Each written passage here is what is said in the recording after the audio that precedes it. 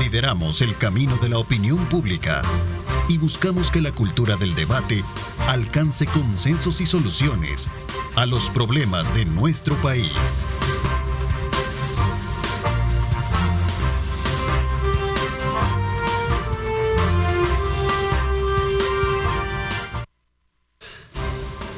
Buenos días, El Salvador, ¿cómo están? Qué placer enorme saludarles. Como siempre, agradecemos a Dios Todopoderoso por darnos ese privilegio de poder ingresar hasta la intimidad de sus hogares en un nuevo inicio de mes. Queremos saludarlos en este 1 de septiembre, fecha o mes importante porque sin duda alguna conmemoramos toda nuestra fiesta de independencia patria. Muchas actividades que sin duda alguna deben de llevarnos a hacer reflexiones importantes sobre la forma en cómo nosotros le retribuimos a nuestra patria precisamente todo lo que nos da. Así es que bienvenidos a este 1 de septiembre de 2023. Como siempre los saludamos por esa permanente atención que nos dan a nuestra serie de programas periodísticos y de opinión. Esta mañana vamos a darle, desde luego, inicio a nuestro debate acá en Diálogo 21. Y quiero saludar, por supuesto, a nuestros invitados, como siempre, panelistas, a Carlos Araujo. ¿Cómo estás, Carlos? Bienvenido. Gracias por acompañarnos. Hola, muy buen día a todos y un gusto estar de nuevo un viernes por acá para hacer un análisis. Gracias, Juan Contreras, también, abogado.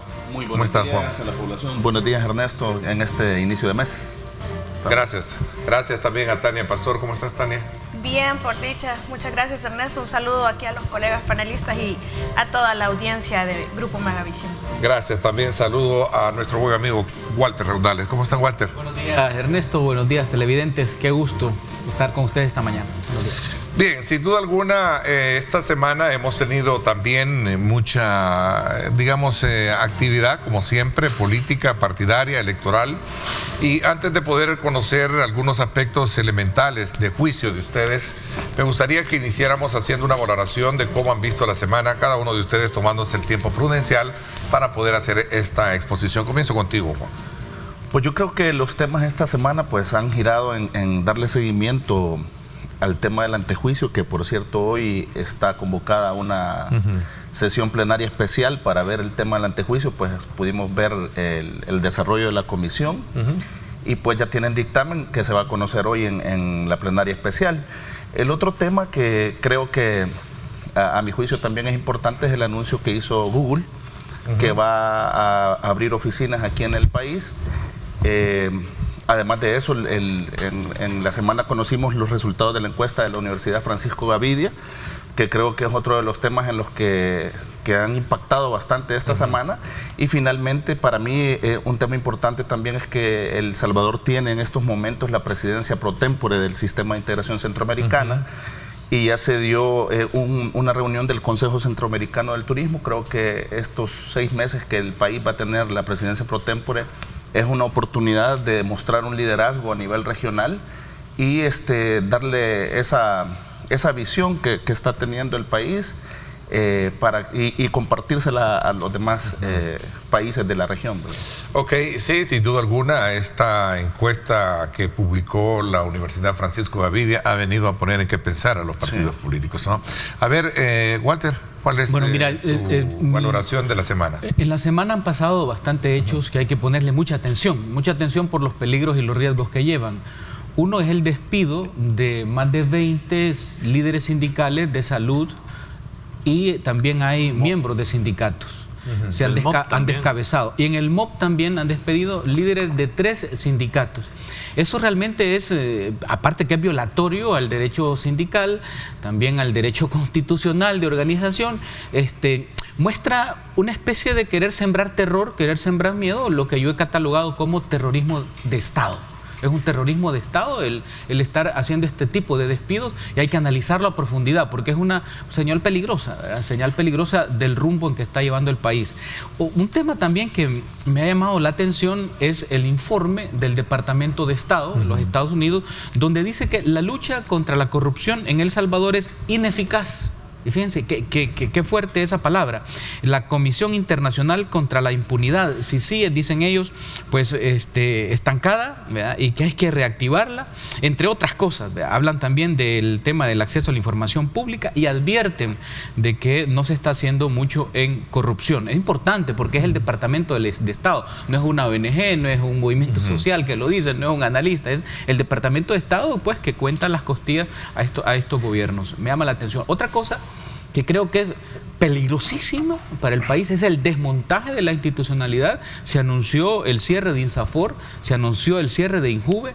¿Cuántas miles de personas que se han formado a través del sistema de INSAFOR en este asocio, pues, de empresa privada con Estado, queda por ahí? Hay una tendencia a ir desmontando toda la institucionalidad del Estado, y entonces ya esta iniciativa que ya está, pues, en el órgano legislativo, pues a mí me deja con mucho que pensar.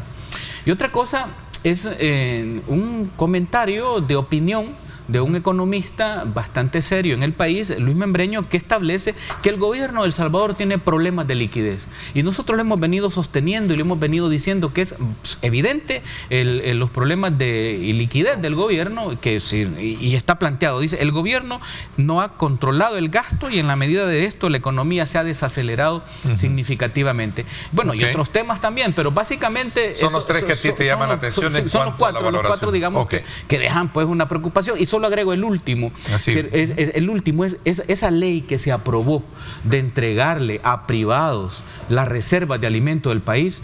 Bueno, eso es, desde mi punto de vista, digamos, un riesgo total. Sí. Tania, ¿cuál es tu valoración de la semana? Bueno, aparte de los temas que ya se mencionaron, quiero retomar la venida de Google al país, porque ciertamente nosotros hemos sido un país de maquilas textileras. Deberíamos de trascender a un país ya más modernizado, más tecnologizado, aspirar a ser y superar a Costa Rica, por ejemplo, con la llegada que Intel ya estaba ahí, Intel se fue, Intel volvió, y eso genera bastante avance y desarrollo a la economía, especialmente de un país, pero definitivamente necesitamos comenzar por algo yo creo que como salvadoreños tenemos todos que celebrar la venida de Google, porque yo creo que eso, aunado a otras medidas anteriores, que ya los jóvenes tienen acceso a través de sus personales laptops que el gobierno ha entregado, yo creo que la apertura a la tecnología y aspirar a esa formación en todas las materias que realmente nos van a sacar adelante como país y poder ser una mano de obra calificada en términos tecnológicos, sería muy importante. Yo creo que se está abriendo las puertas para eso. Y como los temas que yo iba a mencionar ya se dijeron, quiero aprovechar para hacer el llamado nuevamente, después de más de 2 años. Seguimos en la Asamblea Legislativa con la parte de las leyes que no se actualizan, ¿verdad? No tenemos Código Penal ni Procesal Penal desde hace más de 2 años actualizado en el sitio web, porque yo siempre le recomiendo a la gente, si ustedes van a estudiar una ley, búsquenla en el sitio oficial donde se hacen las leyes, que es la Asamblea Legislativa. Pero actualmente no puedo dar esa recomendación, porque si van y tratan de descargar muchas de las leyes, yo he mencionado 2, pero hay varias que si ustedes las tratan de encontrar, no las van a encontrar en la página de la Asamblea Legislativa. Entonces el llamado ahí a quien esté a cargo para que actualicemos esa situación es muy importante, porque es el sitio oficial donde se hacen las leyes. Yo creo que hay que poner esa tilde ahí, ¿verdad? Ese acento sobre la I. Y sobre todo cuando se trata de un acceso público. Por supuesto. De una ley que ya se debatió. Y tenemos más de 2 años. Porque, en pleno como tal. Sí. Y ahora que estamos en la tecnología, llevamos acá las leyes. Ya, por lo menos yo ya no tengo la costumbre de andar con mis libros. Últimamente me ha tocado andar con los libros porque no está actualizada la página de la Asamblea. Bueno, ahí está el reto como tal. A ver, Carlos, cuéntame así brevemente. Bueno, si hay temas que se abordaron, pues aquí luego... ya no dejaron mucho tema que comentar adicional, pero no, yo quiero hacer la independencia patria. Quiero hacer énfasis en 3 temas de lo que hemos tocado. Sí, dime. Uno es, a mí me preocupa la desaparición del INSAFOR, del Instituto Salvadoreño de Formación Profesional. Esta es una instancia tripartita donde hay gobierno, empresa privada y trabajadores que ellos administran. Tienen alrededor de $50 millones anuales que ingresan y que el 90% proviene del sector privado, ¿verdad? Y están haciendo una ley para crear una instancia gubernamental burocrática donde se va a llevar ese dinero para eso y muchas otras cosas más. O sea, que al final el objetivo por el cual se creó el INSAFOR pierde su sentido como tal y es preocupante para que van a ocupar $50 millones anuales. Yo creo que lo que dice Walter, le falta un poco de dinero al gobierno y andan viendo de dónde lo sacan. En el tema de Google, que creo que sí es un tema para mí relevante también, yo creo que no hay salvadoreño que no se alegre que un gigante como Google se fije en El Salvador. Yo aquí lo único que hago un llamado de atención a que hay que ser transparentes en la información que traen de este acuerdo. O sea, solo anuncian que hay un acuerdo con Google, pero no anuncian los términos, de qué se trata, cuál es la inversión. Si ustedes se fijan, a la par de casualidad aparece una inversión de Intel, Microsoft en Costa Rica y anuncian vamos a invertir $1.200 millones en Costa Rica. O sea, yo creo que el llamado de atención es ese, hay que ser transparentes con la información para entender de qué se trata, pero que qué bueno que empresas como Google se puedan estar fijando en El Salvador para poder de alguna manera ayudarle a nuestra juventud. Ahora lo que nos toca es que una institución como INSAFOR prepare a toda esta juventud para poder trabajar en este tipo de empresas y lo que vemos es cosas un poco contrarias pues al desaparecerlo como tal. El otro tema que yo sí considero siempre relevante y lo toco cada viernes acá es el tema de la crisis de la agricultura. Con la aprobación de esta ley que se menciona recientemente, que el único objetivo que tiene es como coordinar y regular la comercialización de los granos básicos, pero se les olvida lo más importante, que es la producción. O sea, al final esta ley lo que viene es a beneficiar la importación de granos y a manejar su comercialización, sus mercados, sus abastos y este tipo de cosas, pero se olvidan de lo más importante, que es la producción. De nada sirve una ley sin granos básicos. Así que creo que son los tres temas más. Ok, interesante. Entonces abrimos un poco recogiendo los insumos que cada uno de ustedes ha aportado en esta mesa y sin duda alguna el tema de cómo la Comisión de Antejuicio contra el diputado Alberto Romero emitió esta semana un dictamen favorable para poder desaforarlo en sesión plenaria este día que ha sido convocada. Importante todo el alegato que a finales del caso pues se dio, sobre todo cuando se dijo que llama la atención cómo en este caso habían cuentas que se descubrieron, cuentas financieras, cuentas bancarias, y cómo se pudo mover, digamos, todo este dinero. En todo caso, también hay que resaltar que el abogado defensor del diputado en su momento cuestionó el proceso y pidió no se le quitara el fuero a su defendido y la petición obviamente fue rechazada. ¿Cuál es la valoración que tienen ustedes alrededor de este tema y sobre todo también se han respetado en este caso los derechos tanto del diputado así como también de los debidos procesos? En este caso creo que Tania nos puede dar una ilustración para poder abrir el debate esta mañana. ¿Sí? Yo creo que hay que tener claro que son dos aspectos diferentes completamente, ¿verdad? Primero, el asunto del antejuicio por los delitos de enriquecimiento ilícito, que creo que eso no va a pasar, por lo menos en términos judiciales, y lavado de dinero, que por eso es que se emitió el día de ayer un dictamen en la Comisión Especial de Antejuicio para que fuera conocido este día en una sesión especial, ¿verdad? Para ya remover el fuero completamente y que pueda pasar a los juzgados en sede especial, que ya es la Cámara la que conoce en primera instancia, ya hablábamos de ello el viernes pasado. ¿Pero por qué delito? Creería yo que por lo que solicitó el fiscal general, aunque a nivel judicial ya eso quizás va a quedar únicamente al final por el delito de lavado de dinero. Sin embargo, también hay otro proceso que está pendiente. Ya lo establece la Constitución, el Código Procesal Penal, pero especialmente el RIAL, el Reglamento Interior de la Asamblea Legislativa, que el fiscal tiene, si no me equivoco, 15 días a partir del conocimiento de un ilícito o que ya estuvo investigando, pero en este caso de flagrancia, para hacer el requerimiento de antejuicio, solicitud de desafuero, que yo creí que eso iba a ser junto con el que ya está pasando, por el delito de resistencia agresiva, porque definitivamente ese es otro caso aparte del que no se está discutiendo, pero se ha trascendido el asunto de la retención, entre comillas, ¿verdad?, de la que es objeto el diputado Romero. Entonces, que ya lleva más de 5 días, ¿verdad? Lo que sucede es que nosotros, bueno, por lo menos yo sí establecía aquí y en otros estadios que esa parte de la reglamentación, más allá de lo que establece el RIAL, que se debe poner inmediatamente a la orden de la Asamblea Legislativa a la persona detenida, dice que es para los efectos que establece la Constitución, y los efectos que establece la Constitución es un antejuicio para remover el fuero constitucional, no habla de ninguna retención. De hecho, todos leímos el tuit de la Policía Nacional Civil que establecía una ley de arrestos que fue derogada por la Ley de Procedimientos Administrativos y no tiene ninguna vigencia. O sea, ¿es ilegal la retención que se ha hecho más allá de los 5 días? Ilegal la debe catalogar una autoridad. Sin embargo, a mí sí me parece que no está regulada y que debió o que debe actuarse, porque esto puede acarrear incluso, quizás no ahora, pero quizás incluso en el futuro, una responsabilidad penal. Hay un delito que se llama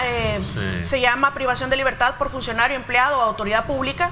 Y yo creería que hay que ser de verdad, bastante cuidadosos en estos asuntos, porque después de la vida, la libertad de las personas es el bien más preciado que tenemos las personas, porque a través de la libertad nosotros ejercemos otros derechos. Entonces yo decía el lunes en otro lugar, miren, hay que revisar esto, hay que hacerlo muy rápido. Aún así, no hay antejuicio que por exprés que sea garantice que la persona no se va a fugar.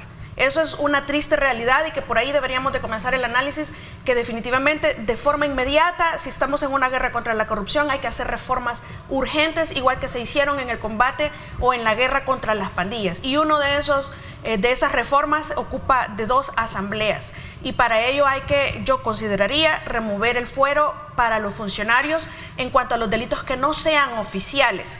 Yo no estoy de acuerdo, hay una teoría que plantea de que el fuero solo para cuando se está en las plenarias. No, miren, si el diputado es las 24 horas del día, ejerce la función tanto afuera como dentro de la sesión, exacto, pero por delitos oficiales. Además, hay que arreglar esta parte que es la que está en discusión de la detención o retención de las personas cuando fueron detenidas en flagrancia, porque no existe regulación.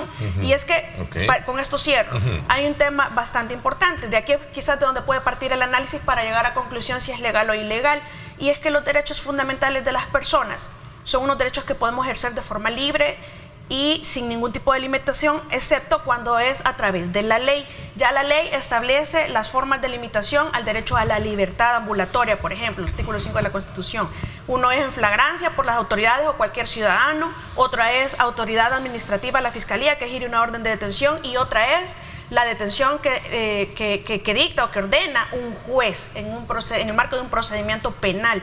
Pero más allá de esas detenciones, por lo menos yo no conozco otras. Pero el juicio, a tu criterio, se ha manejado de manera... Todo expedita, pero no suficientemente expedita para garantizarle a la ciudadanía que los diputados que gozan de fuero no lo utilicen como un escudo para impunidad y fugarse y evadirse de la justicia. Eso es para lo que ha servido el fuero, eso es para lo que sirve actualmente y eso es para lo que ya no debe servir. Por eso es que necesitamos muchas reformas urgentes. La defensa, a tu criterio, así brevemente, toda su exposición fue para dilatar el proceso, como en su momento lo dijo el presidente de la Comisión de Antejuicio. Es probable, lo que sucede es que es un derecho. Entonces no se puede limitar. Lo que debemos comprender es que estamos en un estadio eminentemente político. El juicio es político, no técnico. Entonces, o sea, la comisión no es para dictar si es condenado o no es condenado. Los abogados defensores a veces cometemos el error, y especialmente en ese estadio de asamblea, de llegar a querer esperar que todo se haga. También, sí, eso no funciona así, es un juicio político. ¿Sí? O sea, no es un juicio, es un juicio político. Llegar a pedir que lo declararan inocente no fue un error. No funciona así. Es más, yo creería que lo más coherente de cualquier funcionario sería allanarse a las peticiones de desafuero, porque eso habla de la integridad. Entonces, lo que sucede es que aquí, históricamente, el fuero no solo ha sido utilizado como escudo de impunidad, sino que fue diseñado para eso, y para eso ha funcionado hasta hoy. Pero lo triste es que a partir de ahora, como ya se actuó de la manera que se actuó por parte de la policía y la fiscalía, las personas que están siendo procesadas civilmente por enriquecimiento ilícito, se van a dar a la fuga. Ya no van a estar aquí para esperar el antejuicio. Interesante. Vamos a ver, Walter. Sí, bueno, mira, yo creo que este evento de este diputado, en el marco de la famosa lucha contra la corrupción, me parece a mí, independientemente de que hay que juzgarlo y que todos los diputados tienen que dar cuenta de sus actos y sus gastos y eso, y que no estoy en contra de que se investigue, pero a mí me parece un verdadero cinismo, así es la palabra. Andaba buscando yo una palabra que de alguna manera recogiera. Sí, porque es un fariseísmo eso. Porque mira, los diputados reciben, vamos a hablar de los de Nuevas Ideas que han impulsado esto. Los diputados reciben más de $16,000 mensuales, digamos, para todos sus gastos y su equipo. Si tú multiplicas eso por 56, te da mensualmente $896,000. Si esos $896,000 lo multiplicas por un año, tienes $10 millones en un año, ¿verdad?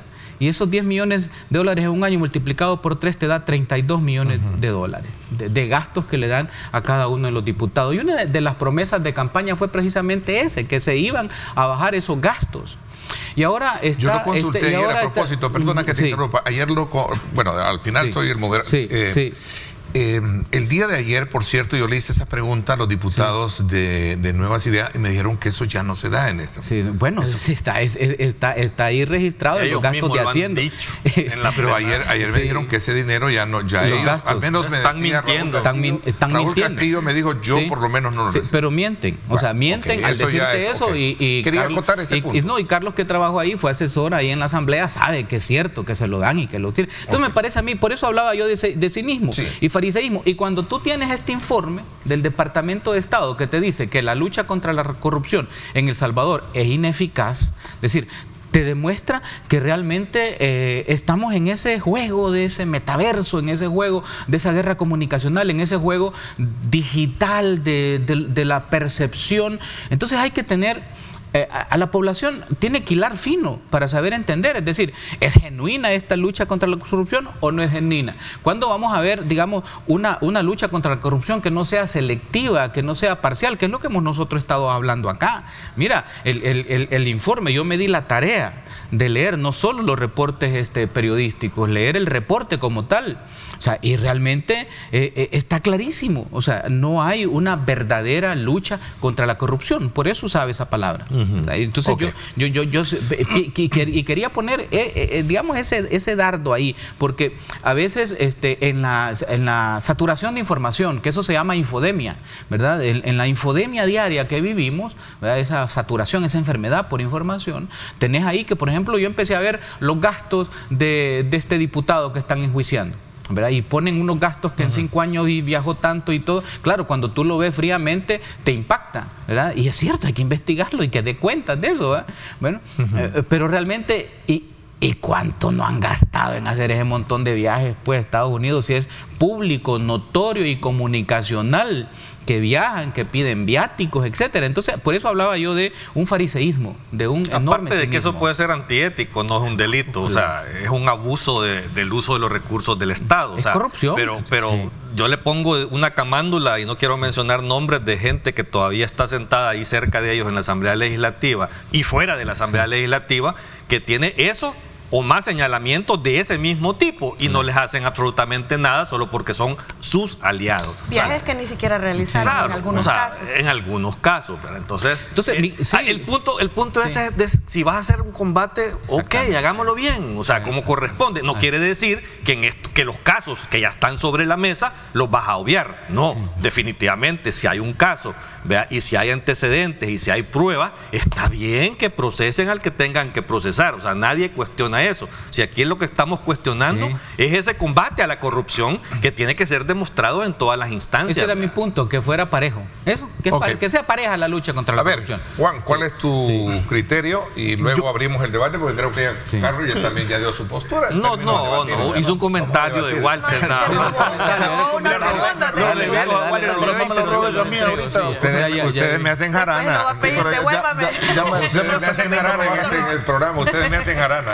Vamos a ver. Ya me están queriendo robar a mí, pero miren, creo que hay una parte en la que tenemos que distinguir y se debe ordenar un poco las finanzas del Estado en el tema de lo que es disposición presupuestaria y cómo se distribuye esa disposición presupuestaria, en el tema también de los dineros de viáticos, ¿verdad? Que aunque suena la cantidad alarmante y llama la atención en un país como el nuestro, que es un abuso. Es correcto, pero está dentro del marco de lo que ves dentro del marco de la legalidad, porque hay un viaje aprobado por la Junta Directiva, hay un monto, de hecho está en la contabilidad, pero es antiético. O sea, no es posible que alguien pueda tener 300, 500 dólares o más diarios como en concepto. Pero nos hemos ido a los viáticos. Hablemos del juicio. El juicio ha sido objetivo y transparente.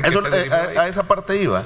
que tenemos que diferenciar las disposiciones presupuestarias y los dineros que ganan o que reciben legalmente los diputados por estar ahí, Los privilegios. y el proceso de antejuicio como tal. Yo creo que el proceso en términos generales se ha llevado bien, se le ha dado la oportunidad a que la defensa plantee sus argumentos, incluso yo no estuve de acuerdo en un planteamiento que hizo con términos casi religiosos, ¿verdad? Eso de verdad a mí me sentí que me jaló las orejas. Creo que no es un comparativo de esa naturaleza. Sí, no era el momento, a tu criterio, y también, de verlo ni la puesto. persona, y también tampoco la persona, Para pero querer yo creo Un que comparativo, ¿no? aparte de eso, la defensa en términos generales se le ha dado la oportunidad de que alegue lo que quiera alegar.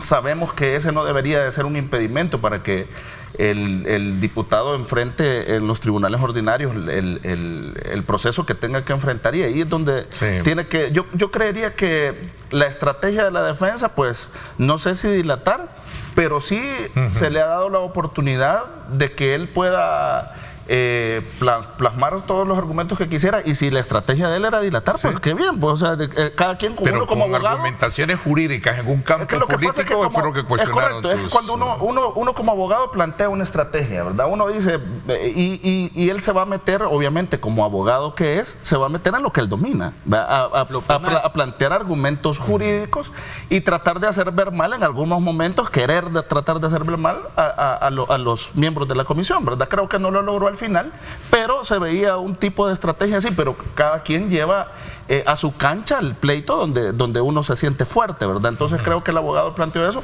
Ahora yo creo que es mero trámite, que obviamente el Pleno va a desaforar al diputado.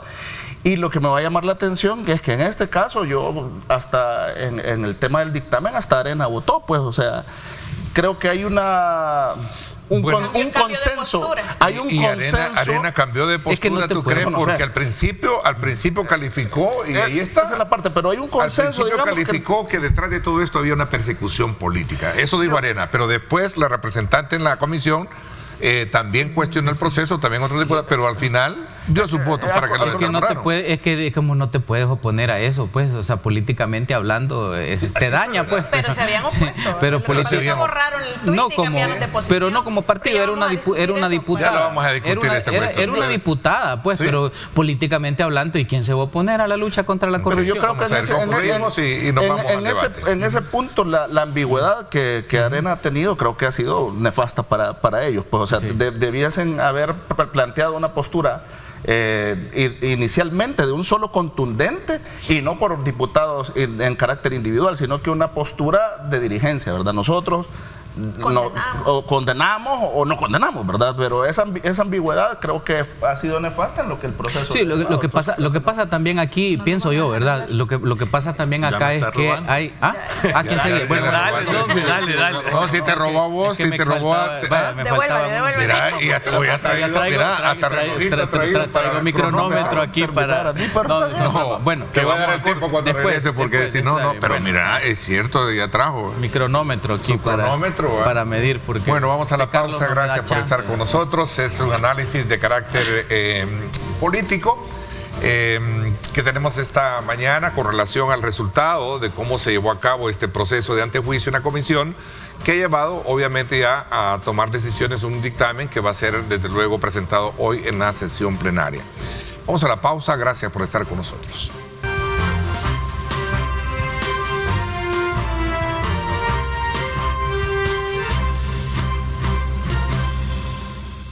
Bueno, gracias nuevamente por estar con nosotros. Carlos, antes de darte la palabra, quiero decirle a nuestros televidentes que en PharmaValue encuentras el verdadero ahorro en medicamentos los 365 días del año.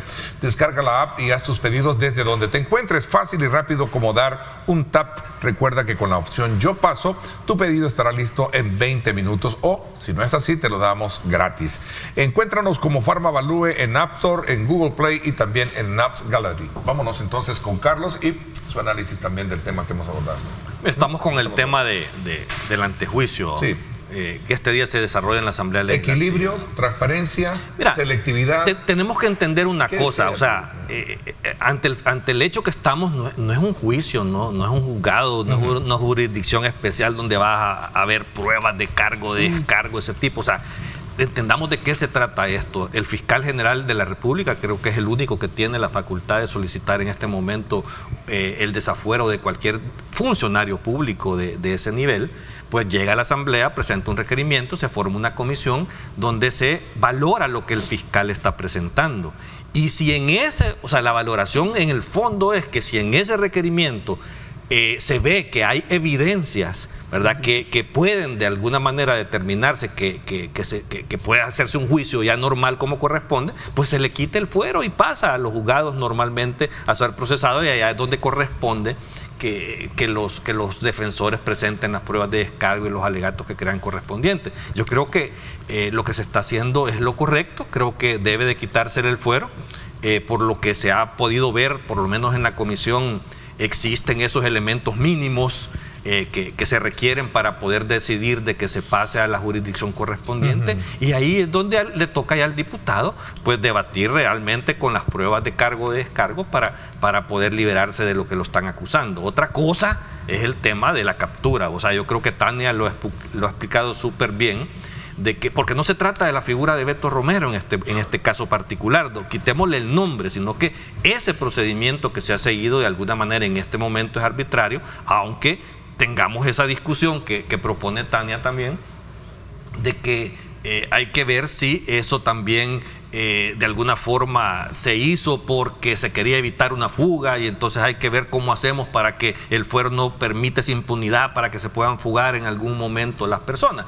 Pero esa es una discusión que hay que tener hacia adelante, no hacia atrás, y no puedes estar violando las leyes y la Constitución por esa presunción de que creo que de alguna manera y que hay dos detenciones, la que hace la policía y la que ahora hace la Asamblea Legislativa, que todavía es más violatoria, creo yo, que lo que ha estado haciendo la policía, porque según me comentan a mí hay como 10 elementos de policía ahí en la puerta del grupo parlamentario de Arena que no descansan de pasar en esa puerta, porque es una única puerta para entrada y salida donde lo tienen retenido en este momento. Con todas las condiciones de... No, o sea, está en una sala de reuniones. Pero me imagino que tiene su... No sé, yo no he ido, pues, pero lo que yo sé que hay ahí es una sala de reuniones y oficinas, nada más. No, ahí no hay refrigeradoras, cocinas, de cosas más de 5 días. Es que no podría estar retenido ni más de un día. O sea, es que la detención es arbitraria. O sea, insisto, quitarle el nombre. Ese procedimiento es arbitrario. O sea, entremos en la discusión de cómo se cambia. No sé, ellos son abogados, no sé si califican. Es que ese es el debate, porque por lo menos cuando yo busqué el fundamento legal de la llamada, en mi opinión, mal llamada retención en las instancias de la Asamblea Legislativa, es decir, yo sí estoy de acuerdo en que la detención que hace la policía es conforme todas las leyes de la República, porque tienen la facultad, porque se presume el cometimiento de un delito en flagrancia, y tienen los límites porque también establecidos en la ley, porque hay una excepción en el inciso final del artículo 238 de la Constitución, hay habilitación. Ahí yo creo que no hay inconveniente. El inconveniente se da a partir de la entrega que se hace por parte de las autoridades que detuvieron al diputado Romero en cometimiento de delito en flagrancia a la Asamblea Legislativa. Ahí vamos a encontrar una breve regulación en el RIAL al respecto de qué sucede después, pero lo único que se relaciona es la obligación, porque es un mandato, es imperativo, no es facultativo al fiscal general, que le tiene que promover su antejuicio y desafuero también por ese delito, que por eso yo mencionaba que quizás debió acumularse al que ya está. Ahora, como ya sin fuero, pues ya no va a tener sentido eso. Sin embargo, porque el plazo me parece que es de 15 días, que establece el artículo 123 o 124 del RIAL. Y que conste que ese sería un delito común. Grave. Grave. Pero es común. Pero grave. Es decir, sí cae dentro de las excepciones del 238 de la Constitución. Es que a eso me refiero, porque los delitos comunes tenés que esperar a que termine su periodo. No, cuando es grave y menos grave, la diferencia es que por el grave se puede detener en flagrancia y por el menos grave... No, la detención sí, pero yo digo ese procesamiento solo por delitos oficiales es que se pide el En el mismo artículo 238, inciso primero, se establece que por esos delitos la única manera de procesar a alguien es a través del antejuicio y remoción del fuero. Por eso es que está todo el procedimiento especial que va a la Cámara Primera de lo Penal en primera instancia. Pero no se, es decir, el impedimento es para procesarlos sin antejuicio y remoción de fuero. Pero en los delitos menos graves y las faltas, ahí sí no se pueden procesar sino hasta la finalización de su término. Pero en ese momento que establece la entrega a la Asamblea Legislativa, el único mandato que se establece dentro del Real es el antejuicio que tiene que hacer el fiscal general de la República conforme al artículo 193 de la Constitución, pero no se habla de ningún tipo de, en mi opinión, yo no encontré de retención, detención, limitación, para que lo entendamos en un término más amplio, limitación al derecho a la libertad ambulatoria. Eso sí, yo no lo encontré regulado, y si no lo encontramos regulado y no hay un fundamento que habilite, estaríamos en una contravención a lo que establece el artículo 85 y 86 de la Constitución en cuanto al principio de legalidad y a la limitación de los funcionarios públicos que no tienen más atribuciones que las conferidas en la ley, diferente de una persona. Nosotros, los comunes, civiles que andamos en la calle, ahí sí la Constitución nos habilita a hacer todo aquello que la ley nos manda, ni a privarnos de aquello que la ley no nos priva o no nos prohíbe. Entonces, eso es lo importante a debatir, porque yo decía, revisen la celeridad con la que van a hacer el antejuicio, porque esa retención, en mi opinión, no está arreglada. Mira, y esa selectividad de la cual hablábamos ayer, por cierto, en términos de que se han conocido de casos sin nombres de otras personas, de diputadas ahí también, en el caso del desaforado Eric García, y no se ha procedido. Por eso yo les preguntaba, o es selectivo Rebeca. En el caso, sí.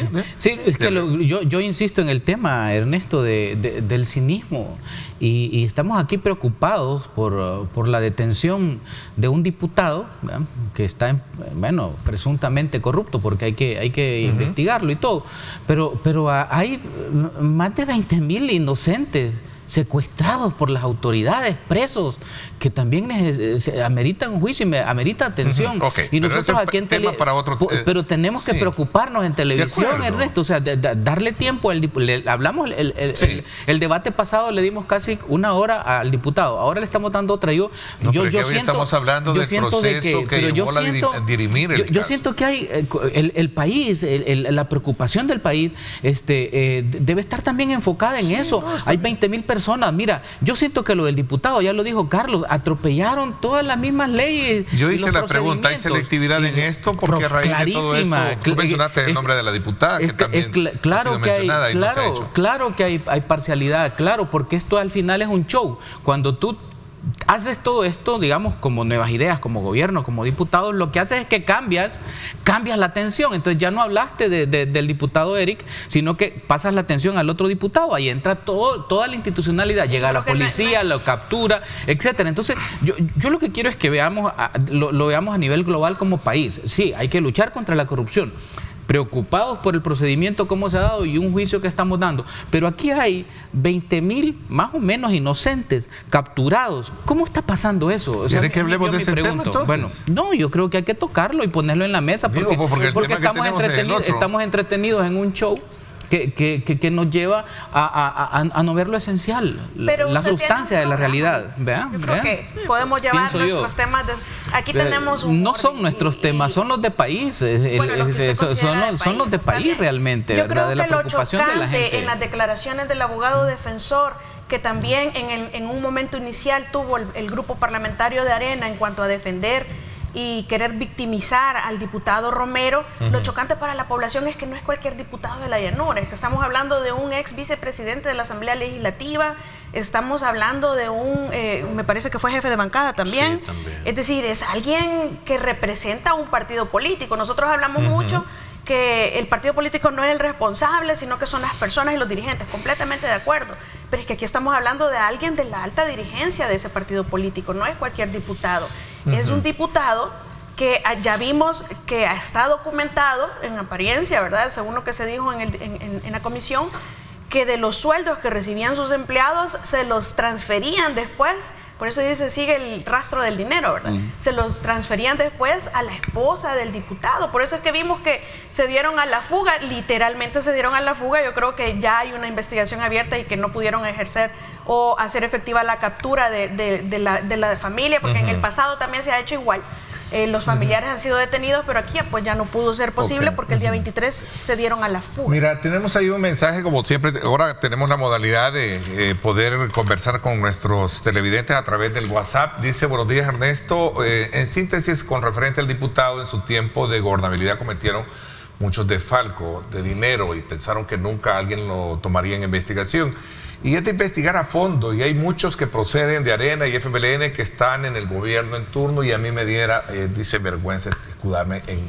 Es lo que te decía yo antes. Es parte de la opinión de un televidente. Que ahí es donde el tema de la selectividad que tú decís, o sea, si vamos a hacer un combate que sea real y efectivo. ¿Por qué? Porque de este caso en particular, las características que hemos visto del caso del diputado Romero, hay muchísimos más, pero lamentablemente están asociados a nuevas ideas. Entonces no los tocan. Los tienen en la asamblea y los tienen de aliados fuera y que son grandes voceros de ellos, hice inclusive. Esa pregunta a ellos, a los diputados el día de ayer, Carlos, y me decían, bueno, llevamos 3 diputados desaforados. Sí, pero no por eso, o sea, por tonteras nada más. O sea, al final de cuentas, que me vengan a decir a mí que van a comparar este caso del diputado Romero con lo del diputado García, que lo que hizo fue una vivianada de querer falsear, de que simular un préstamo. No, o sea, pero que, ahí, pero que ahí nunca está. lo ocupó. Y los señalamientos de los narcos, pues. No, pues, sí, no, pero hablo de lo que, por qué lo desaforaron y sobre qué lo capturaron. O sea, no puedes comparar. Sí, sí. Pues, o sea, si vamos a hablar de casos de corrupción, de verdad, pongámoslo sobre la mesa todos los casos de corrupción. O sea, yo vuelvo a insistir, yo celebro que a todos los que hayan cometido este tipo de actos ilegales, está bien que los procesen, está bien que paguen la responsabilidad de los malos actos que han hecho, pero tiene que ser parejo, tiene que ser con todo el mundo también, porque hay muchísimos detrás en cola que han hecho exactamente lo mismo. Entonces, ¿dónde están esos? Ahí es donde la selectividad opera de algún momento. Pero volviendo al caso, yo sí quiero llamar la atención, que creo que tú lo pusiste sobre la mesa, Ernesto, también es la postura de los partidos políticos, en particular del Partido Arena, que el día de ayer en la comisión votó a favor, hubo un voto unánime por proceder a un voto favorable del desafuero, y que están de acuerdo, y que yo entendería que el grupo parlamentario de Arena este día votará a favor de que le quiten el fuero al diputado de su partido para que sea y responda ante los juzgados correspondientes. ¿A qué Creo crees tú que eso se debió a ese cambio? Porque al principio ellos estaban, digamos, cuestionando. Es que los desmoraliza, A la encuesta. ¿Ah? A la encuesta. no, mira, yo lo que creo es válida la Es pregunta, que no te porque puede, si al es que no principio sientan precedentes políticamente no te puedes oponer a la corrupción. No, pero hay momentos diferentes. En la lucha contra la corrupción, pero hay momentos diferentes, porque si tú te recordarás, y no quiero hacer de esto que lo vayan a interpretar mal, pero ya también el mismo grupo parlamentario en el pasado votó por no desaforar a alguien. ¿Vea? ¿Por qué? Por amistades, por protecciones, porque incluso en ese caso en particular, que es el caso Quijano, un voto ¿vea? faltó. No, a eso me refiero, pero yo, Carlos Araujo, en ese momento estaba de acuerdo en que le quitaran el fuero para que respondiera, y te puedo asegurar que de lo que lo estaban acusando ya hubiera salido libre. Pero hicieron pagar un gran costo político al grupo parlamentario de Arena por estarlo defendiendo por amistad. Entonces, en este caso, al parecer, iniciaron de la misma forma, pero creo que se han dado cuenta, vea, en el transcurso de estos días, de que la opinión pública se los iba a comer vivos si seguían haciendo ese tipo de protecciones que no, o sea, porque ellos no lo están juzgando, si es que no lo están condenando. Lo que están diciendo es, mire, en el requerimiento fiscal hay algún tipo de evidencia que me permita determinar que sí procede a que sea juzgado a donde corresponde. Eso es todo por lo que están votando este día. Ellos no lo están condenando, ellos no lo están juzgando. Bueno. O sea, es otra instancia donde corresponde. Entonces yo creo que es una buena señal. O sea, yo creo que ha habido incluso una lucha interna, al parecer, al interior de ese grupo parlamentario por presionar a que cambiaran esta postura, y que creo que es de aplaudirla y reconocerla, que al menos están dando una señal positiva de que lo que tanto daño le ha hecho a ese partido, al Partido Arena, en el pasado, que es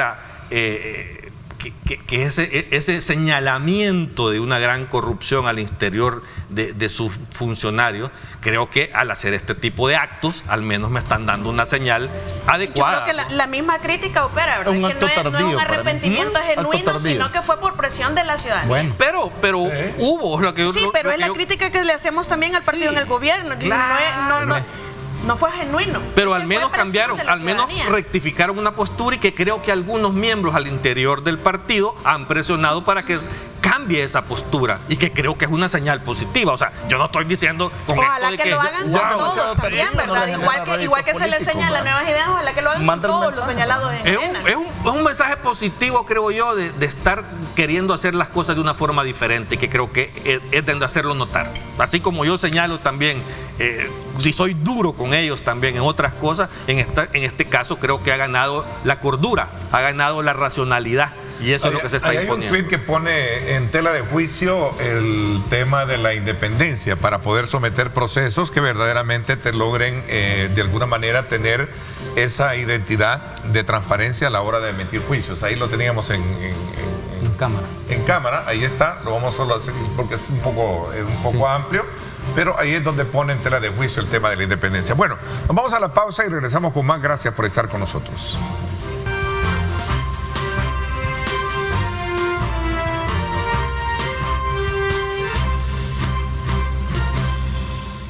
Bueno, gracias nuevamente por estar con nosotros. Vamos a ir un poco ya concluyendo en el análisis de este tema que hemos puesto sobre la mesa, y sobre todo bajo la primicia de saber si aquí existe transparencia en el manejo o independencia para lograr un juicio transparente, equilibrado, o hay selectividad en vista de todo lo que se ha conocido anteriormente, con señalamientos también contra otras diputadas ahí.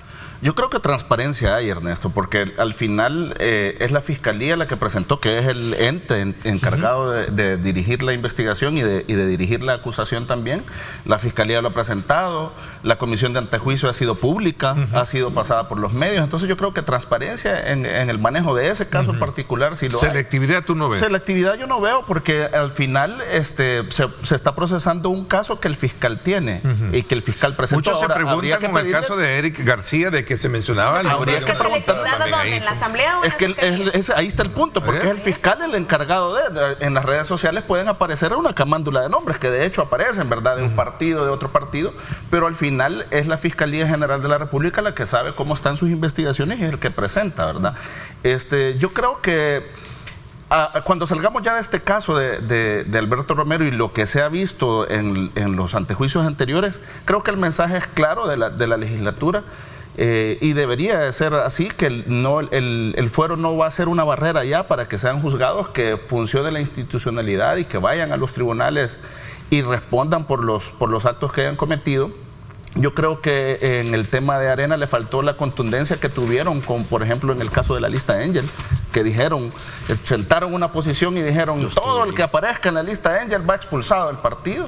En este caso creo que debiesen haber dicho también todo señalado por corrupción y que haya sido y que sea procesado va a ser expulsado del partido. Creo que faltó. Nada más que contundencia del partido. Faltó contundencia. Desde un principio, ¿no? Faltó contundencia. Pero pareciera ser que al final le dieron espalda, Y ¿no? al final, acuérdate que aquí han habido, bueno, tenemos dos expresidentes que se fugaron, pues, del FMLN. Y dicen ahí las leyendas urbanas que les avisaron que iban tras ellos y se fueron para Nicaragua. Entonces, el fuero y la cuestión de la función pública no debe ser un escudo para la impunidad, no debe ser un escudo para que la gente se fugue tampoco. Creo que se debe desarrollar, como dijo la LIC en su momento, esto de estar a disposición de la Asamblea, ¿qué significa, verdad? Porque los abogados sabemos que una detención provisional pues tiene que reunir ciertas circunstancias, por ejemplo, el peligro de fuga, la apariencia de buen derecho y también que haya una posibilidad de entorpecer la investigación, ¿verdad? Entonces creo que hay elementos a partir de este Todos caso. se cumplen, si lo que falta es la Es correcto, verificación. ahí está. Entonces, a partir de este caso se debiese estudiar una reforma tal como se hizo en el tema del combate contra las pandillas, el combate contra la corrupción, habría que desarrollar eso que dice a disposición de la Asamblea y hacer esos presupuestos y establecer una figura que le dé robustez legal para que no estemos en el tema de este tema yo tengo a través de ley se puede hacer la limitación. Yo tengo... Es correcto. El real y en el Código Procesal Penal, fácil. Bueno. Por lo menos para evitar la fuga de los que vienen más adelante. La Constitución ya le da que dice que está a disposición de la Asamblea. Falta que desarrollar. ¿Cómo es? Porque hasta el momento el desarrollo de esa disposición de la Asamblea. Pero mientras no esté desarrollada, no pueden inventar los funcionarios cómo desarrollar. Una pregunta que me suena ahorita. Sí. Si en el dado caso él está retenido en la Asamblea Legislativa, Carlos, y lo desaforan hoy a la 1 de la tarde, inmediatamente la policía lo captura allá. Siempre y cuando el fiscal dé una orden de captura. Necesita una administrativa. Esa ya está hecha. Yo creo, es evidente. Yo creo. Buenos días, Ernesto. Como dijo la abogada Tania Pastor, los diputados deben de reformar las leyes de la Constitución y las leyes secundarias, porque las leyes actuales están hechas a la medida para proteger a los corruptos, para que se den a la fuga.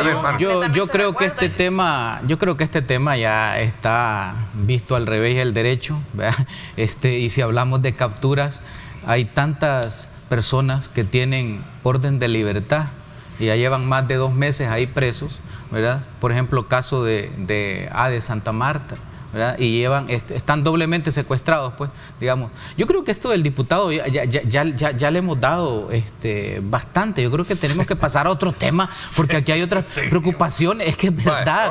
¿Cuál es el tema? Yo siento que mira, hablemos, por eso lo planteo. Es decir, está bien, el diputado está preso, está ahí, ya lo hablamos, siento yo a la saciedad. Tenemos que hablar entonces de otros temas, el que ustedes deseen, pero hablemos de otros temas. A mí me preocupa estas personas que tienen orden de libertad y no los liberan en centros penales, y están doblemente secuestrados. Para ponerte un tema legal de esto de captura. Entonces yo hablo de eso. Hay una pregunta para vos, mira, vamos a ver. Dice, pregunta para Raudal. Él habla de cinismo. Ahora bien, ¿qué piensa el del cinismo cometido por sus 2 expresidentes? Bueno, veamos. Quiero para responder a tu pregunta sobre la selectividad, yo pienso que hay que separarlo. Selectividad que podríamos creer que hay en la Asamblea o en la Fiscalía, porque yo creo que en la Asamblea, esta Asamblea por lo menos, ante juicio y desafuero que le ha llevado el fiscal general de la República, sea el anterior o para el caso ¿verdad? Todos sin excepción han sido removidos del fuero. Entonces yo creería que aquí no podemos hablar de selectividad en la Asamblea Legislativa actual.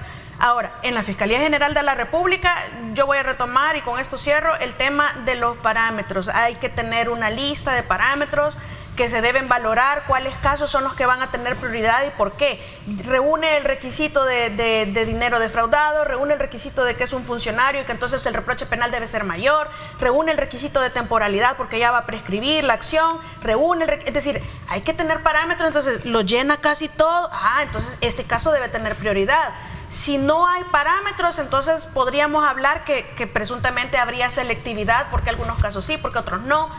Algunos son complejos y entendemos que hay dificultad para presentarlos, pero hay otros que también no la tienen y que no se están presentando tampoco. Ok, a recomendación de Walter, pues, para que no lo veo enojado. Pues, te he visto crítico, ya se va a terminar. No, falta, mira, te he visto crítico de la encuesta de la Universidad Francisco Gavidia.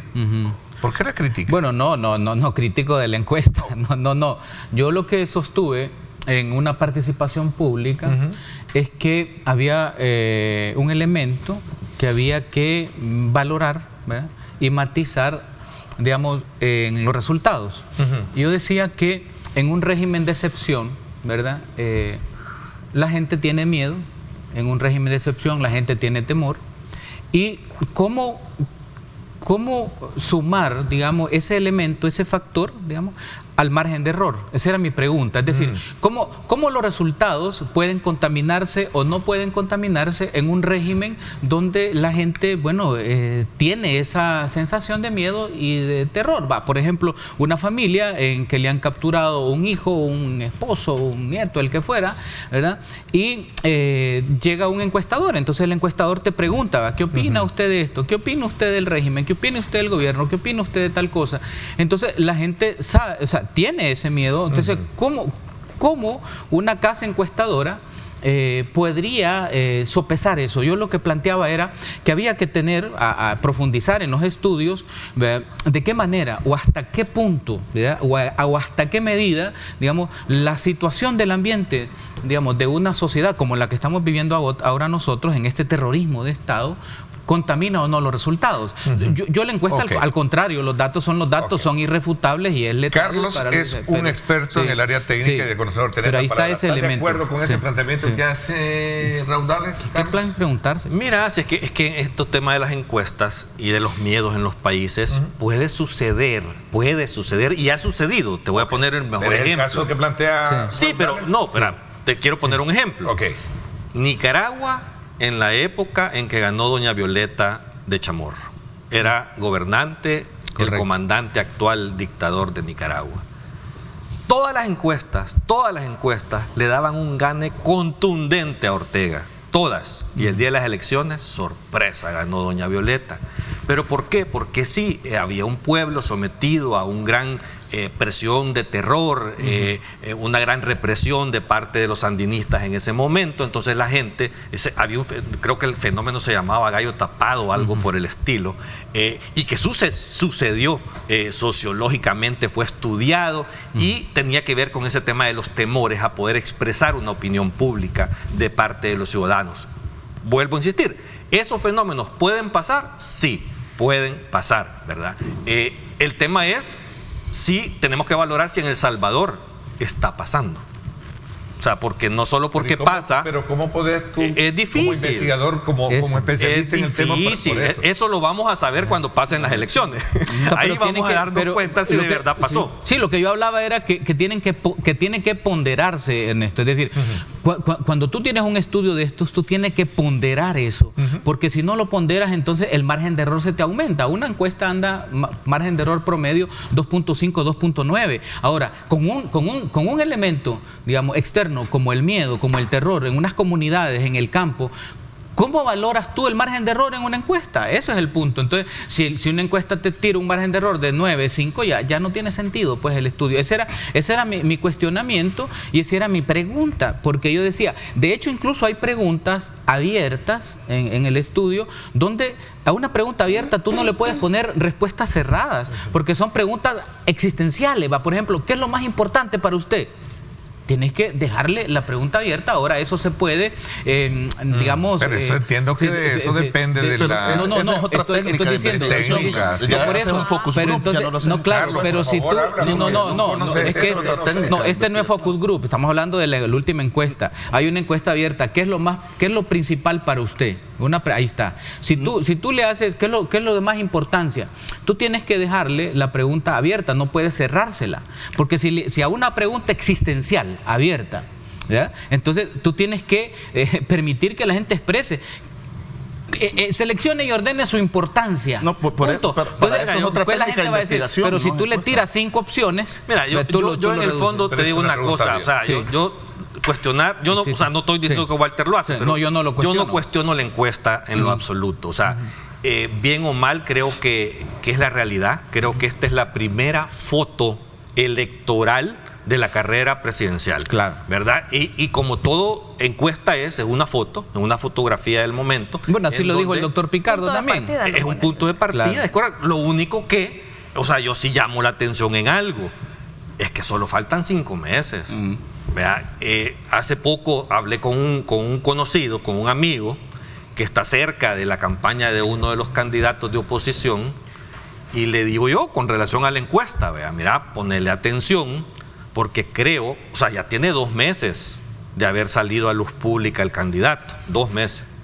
Yo creo que lo que están haciendo no está bien, porque si te marca eso que te está marcando una encuesta nacional con 1.900 casos, o sea, el margen de error es muy poco, y con el reconocimiento que tiene el encuestador, que yo no dudo de los procedimientos metodológicos del doctor Picardo con la encuesta de la Gavidia, creo que ese número es real. Entonces, a 5 meses de una elección, con esta fotografía, creo que algo no estás haciendo bien si tenés esos números.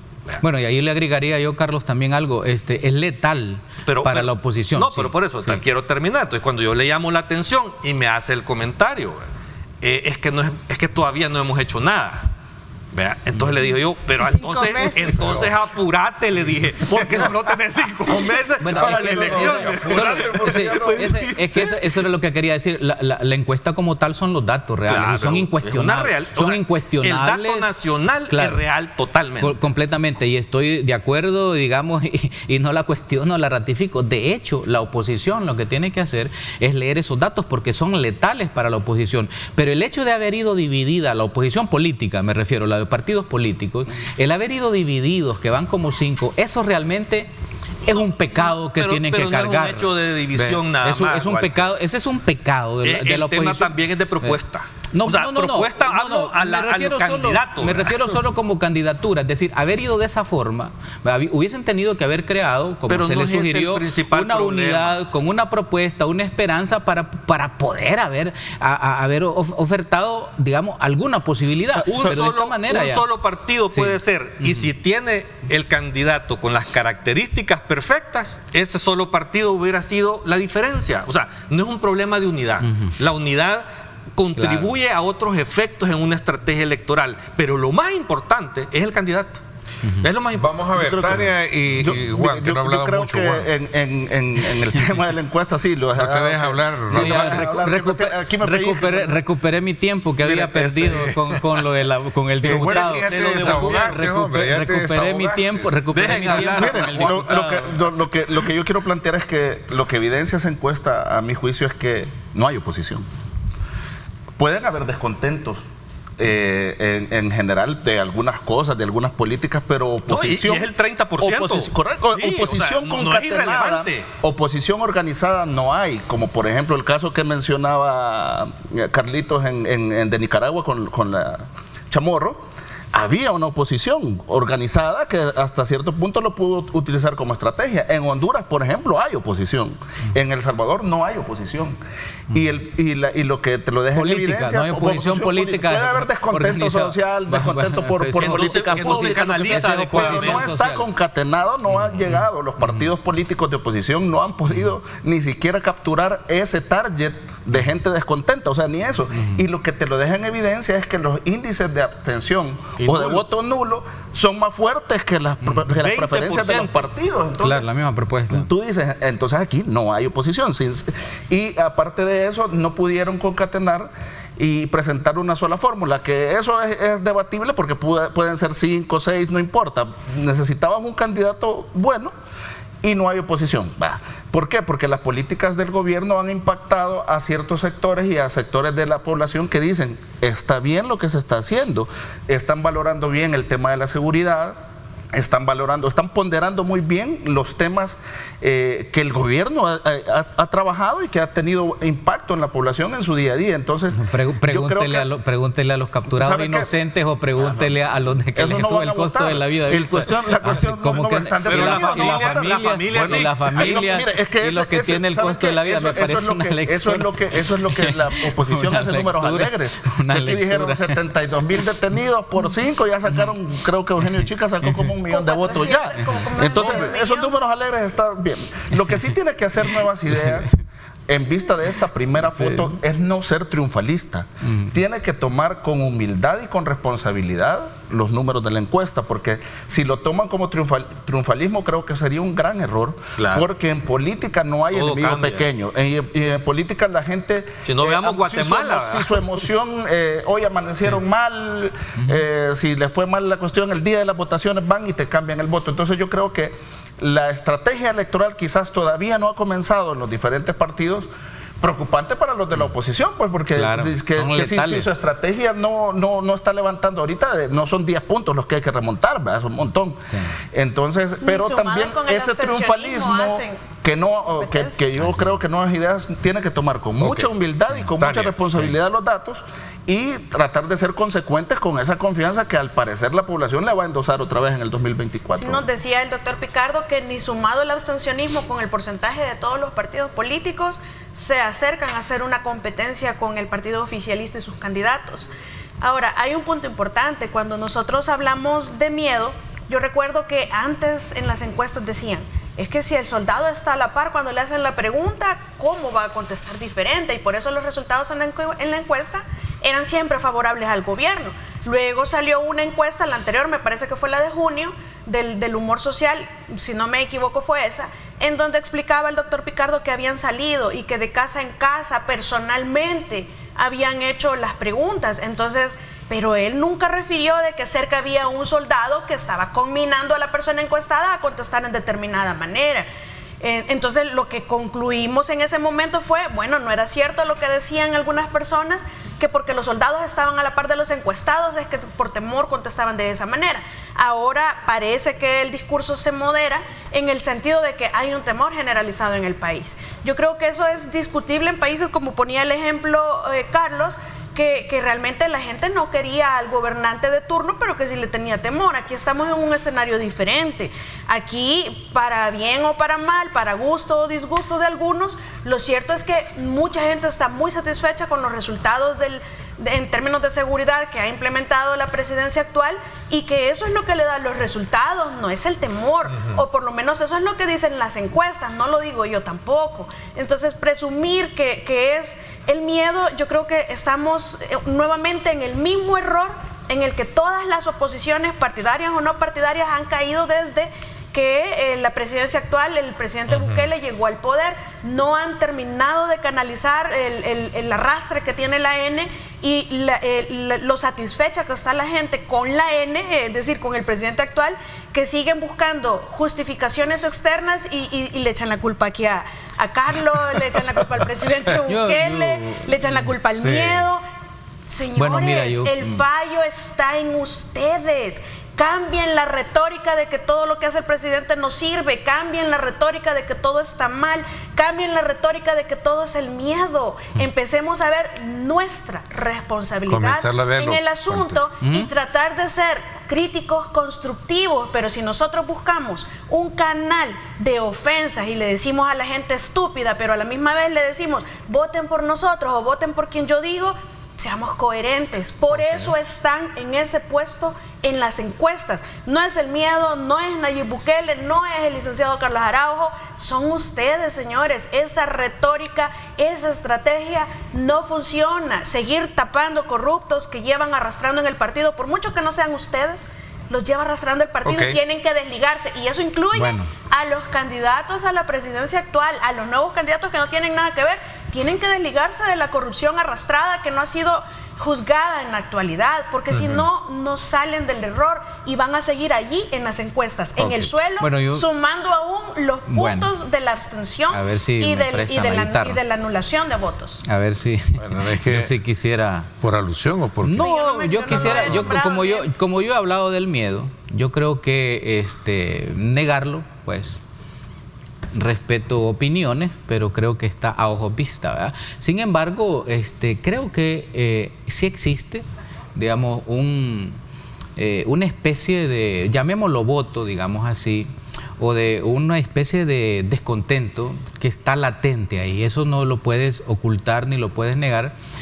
Y que habría que esperar los resultados, digamos, de las elecciones. Falta todavía un buen trecho de un par de meses, no es mucho, pero yo siento que es una enorme pena que los partidos políticos no hubiesen preparado ya a estas alturas sus ofertas.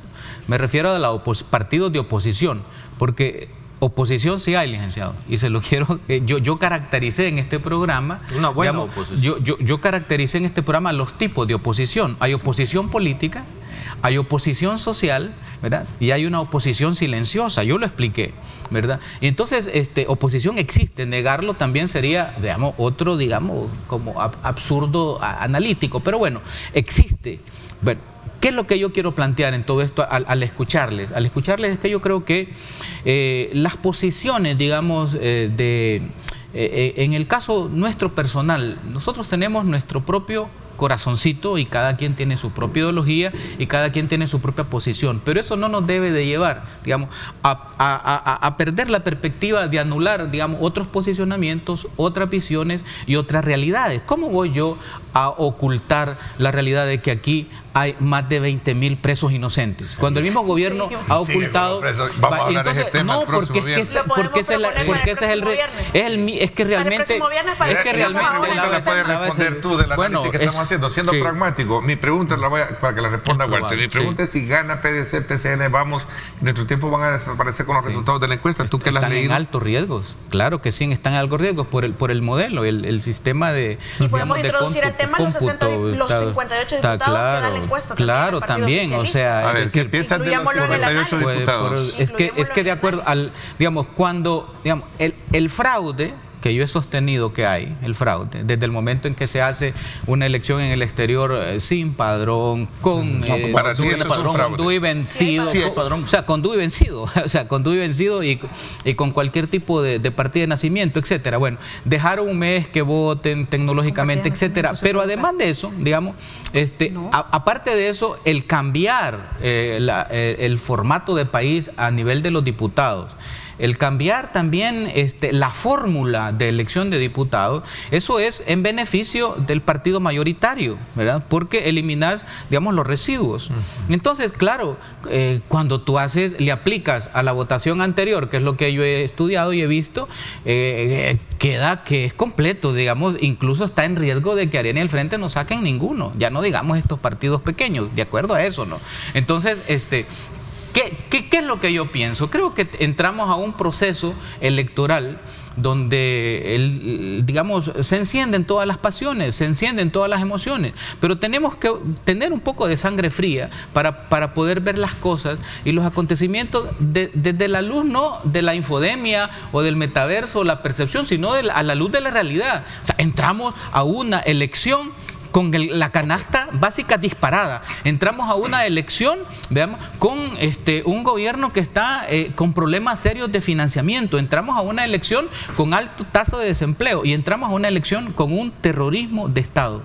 Cuando están despidiendo a los sindicalistas, a eso entramos. Vamos a ver. Buenos días, Ernesto. Excelente análisis de la Lictania.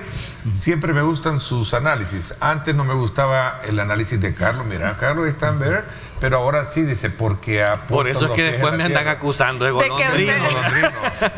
Por esos comentarios. Ya es influencer. Hoy Walter no se puede quejar. Te hemos dado el tiempo. Es que ahora no. Lo que pasa funcionó.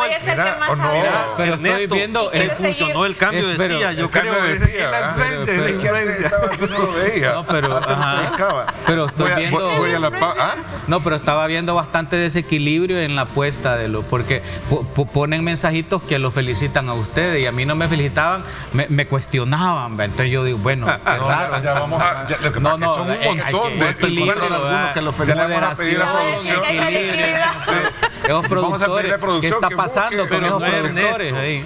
Pero no soy yo. ¿Qué está pasando con esos productores ahí? Ya van a buscar ahí. A mí me preguntan lo de Serén y Funes, pero no me felicitan, y a los otros sí. Y no contestaste. Y están preguntando que por qué no contestaste. Eso, mira, cuando hay un resultado hay que buscar el porqué de las cosas. Y no contestaste, bueno, parte de lo coloquial. Bueno, sí, claro. Pero sin perder la seriedad del contenido de análisis que este día tenemos, que es precisamente observar con detenimiento, con lupa, los resultados que ha arrojado esta encuesta de la Universidad Francisco Gavidia y que ha venido a poner de alguna manera en qué pensar a los partidos políticos. Esa es parte de lo que hoy estamos haciendo. Habla también del escenario legislativo y también de gobiernos municipales. Pasamos a ese punto cuando regresemos. Gracias por estar con nosotros.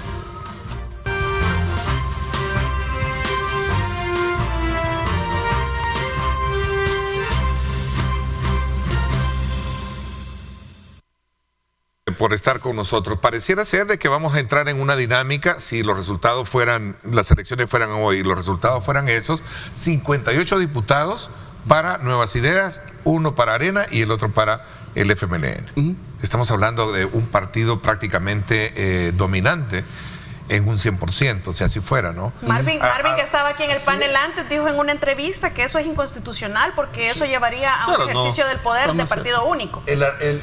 Para que nos expliquen aquí los dos expertos en materia electoral. ¿El 85, el 86? Sí, lo que sucede es que entiendo yo que ese es un sistema democrático proporcional que existe en el mundo, entonces no es inconstitucional, ¿verdad? Pero aquí los dos expertos en materia a Romeo electoral. Auerbach se la hacía y él me decía, ¿por qué se va a considerar inconstitucional si hay 13 partidos en contienda?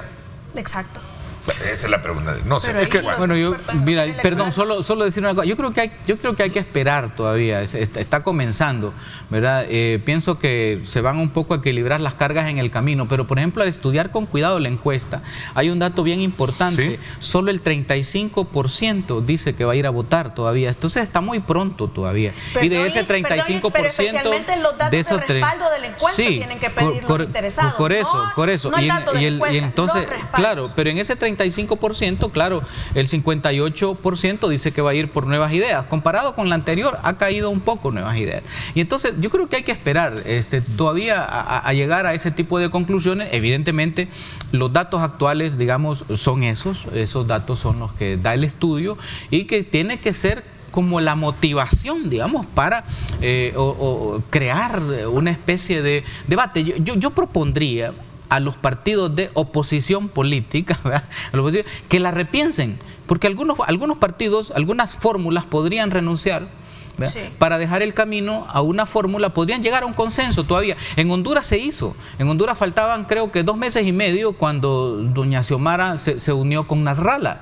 ¿Y por qué? Porque las encuestas tiraban a Nasralla de cuarto lugar y con Nasralla dijo, bueno, mejor me uno aquí para lograr llegar. Entonces podría ser, digamos, que se sienten los partidos, los 5. Fíjate que ahora hay 2 nuevos. Apareció un partido nuevo y apareció PAIS con una propuesta interesante. Y Fuerza Patriótica Salvadoreña. Mira, interesante lo que propuso PAIS. O sea, una renovación del agro, hacer miles de empleos, etcétera, como propuesta política. Y está el otro partido que tuvo, Fuerza Patriótica Salvadoreña.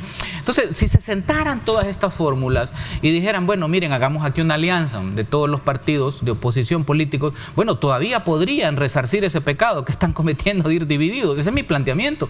Y entonces, bueno, que se replieguen algunos, bueno, que lleguen al acuerdo, firmen algo, mira, si quedamos. Carlos Araujo te está haciendo así, mira. Bueno, no, lo que pasa es que, mira, así decía en agosto, si Nasralla decía en Honduras, jamás me voy a unir con este comunista de pero ahí Zelaya. está fuera del paquete. Ahora no sí, lo toman ahora sí, pero digamos, esa es mi idea. Yo en ese tema lo que creo que la oposición sigue cometiendo errores y por eso está como está. Pero hacer propuestas, Carlos, no la ondaje, hacer propuestas. Bueno, por eso yo creo que tengo el derecho de criticar, porque yo no soy ni dirigente partidario ni candidato. Bueno, ¿vea? O sea, estamos aquí para hacer un análisis de los resultados y de cómo creemos que la oposición debe comportarse. Exactamente, propuestas. Entonces, pero yo vuelvo a insistir y te vuelvo a reiterar, creo que están cometiendo un error y lo he dicho desde hace meses, no lo estoy diciendo hoy.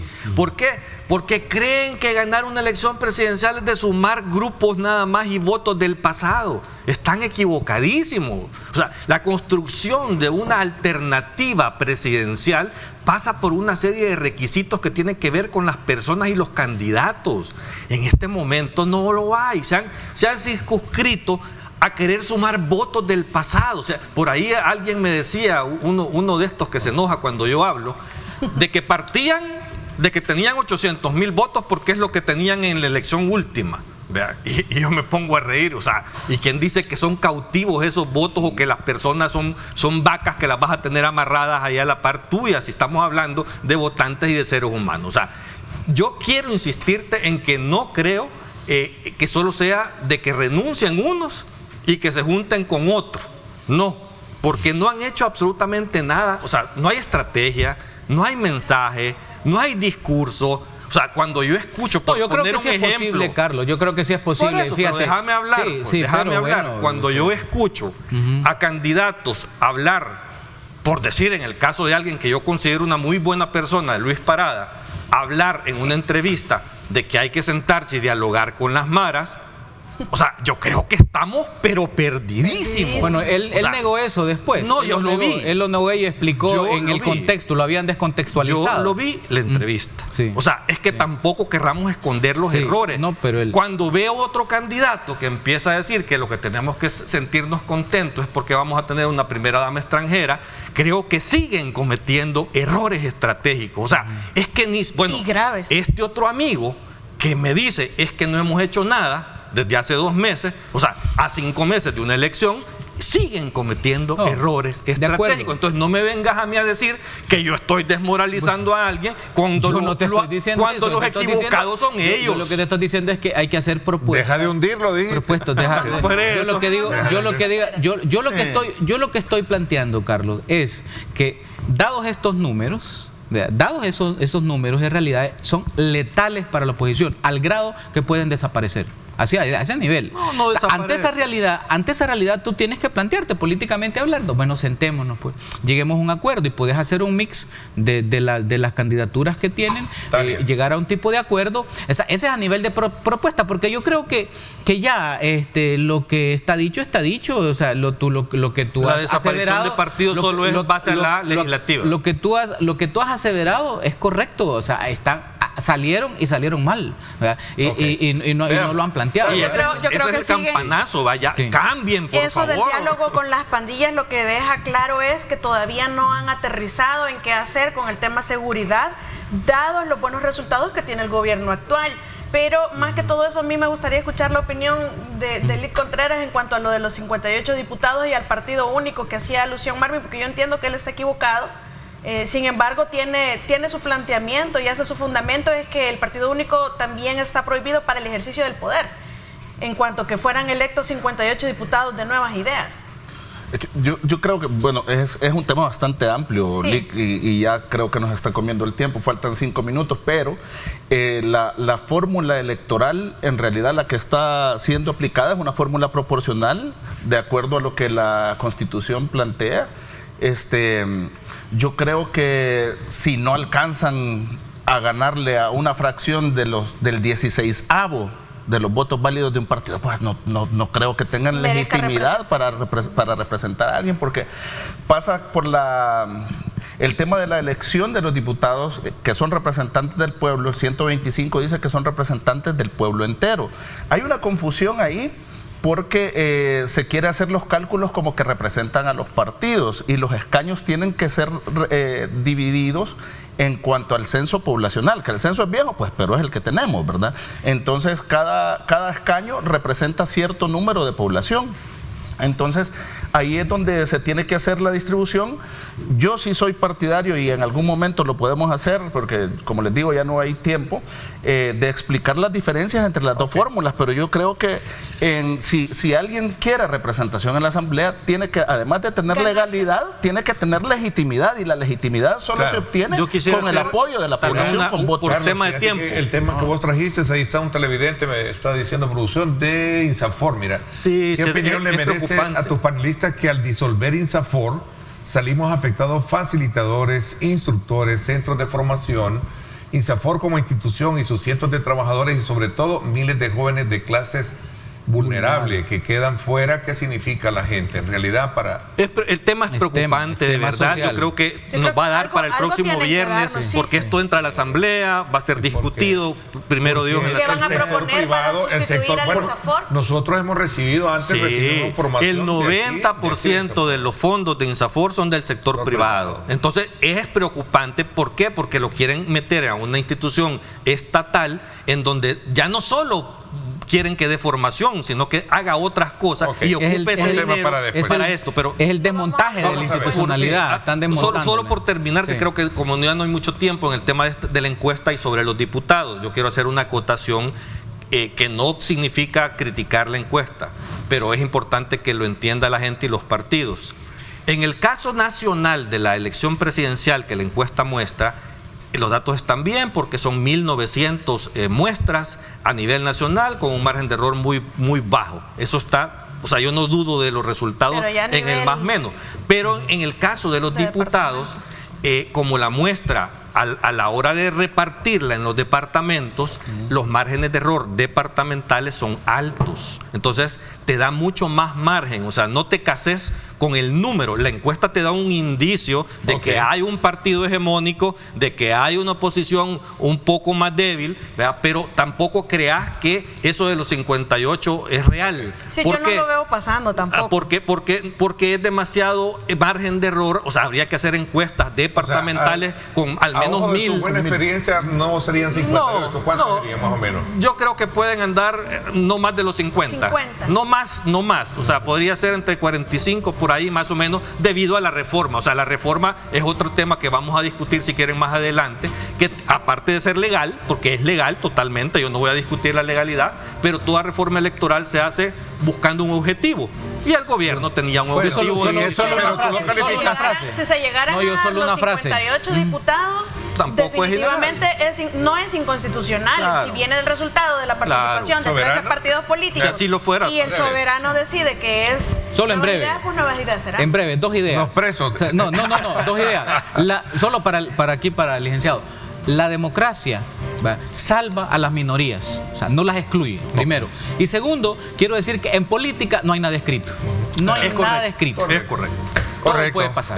La representación se obtiene en las urnas, ¿verdad? La legitimidad y el respaldo del pueblo se obtiene en las urnas. Pero también, también las manipulaciones de los sistemas también tienen efecto. Tuvimos un sistema electoral que generó una gobernabilidad comprada, maletines negros, repartición de puestos. O sea, tuvimos una gobernabilidad mala. Con este sistema cambia. Con otra cosa, no hay que excluir a las minorías. Lo cierto es que este tema de reformar todo el tema, el caso de los municipios y las viene desde antes. Todos los partidos lo quisieron hacer en su momento. El Frente tenía un proyecto. Sí, pero no la fórmula. Bueno, pero de eso depende mucho. Cada quien tiene su forma de hacerlo. Claro, es discutible, es discutible. Bueno, gracias. Bueno, la orden. Te agradezco muchísimo. Bueno, sirvió bastante que trajera mi relojito acá. Ahora mira, si no necesitas traer pistola para poner los minutos en tiempo efectivo. Hoy no te puedes quejar si ahora lo que insististe era en poner un tema y Solo él. Yo creo que nos quitó tiempo. no demasiado. La otra semana traigo un reloj. Sí, gracias también a ti, Tania. Gracias, Carlos. Por mi parte, esto es todo por hoy. Pásenla bien y como siempre recuerden lo más importante, amar a Dios sobre todas las cosas. Lideramos el camino de la opinión pública y buscamos que la cultura del debate alcance consensos y soluciones a los problemas de nuestro país.